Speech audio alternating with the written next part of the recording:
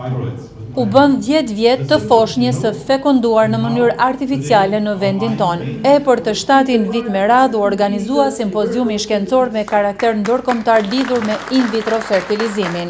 Drejtori i Institutit Mjekësor Fatim, Dr. Afrim Muhaxhiri, tha se Kosova tashmë ka arritur një traditë në in vitro.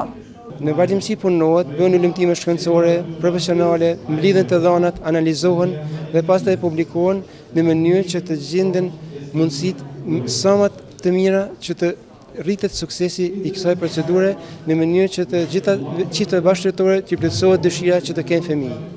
Ndërkaq, këtë simpozium e përshëndeti edhe kryetaria e komunës Mimoza Kusari Lila, e cila u shpreh e lumtur që Gjakova është një koqire e këtij simpoziumi.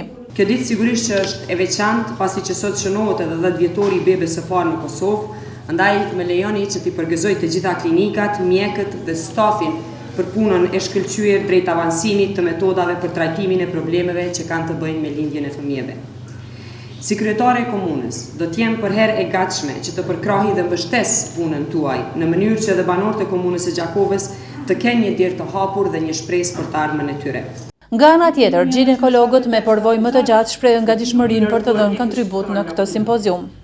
Të dish të peshosh e të vlerësosh tjetrin, jo gjëja më e bukur, sepse për të kritikuar, shpifur e sa juaj pa mëshirë, dinë të bëjnë edhe njerëzit pa vlerë të kësaj bote.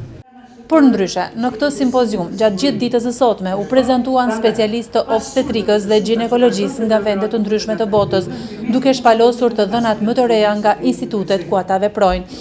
Doktor Profesor Stefan Gorc, pastaj Thomas Settler, Orion Glozheni e shumë të tjerë dolën me të dhënat më të reja të fekundimit artificial, si dhe metodat më efikase që aktualisht përdoren në botën e mjekësisë.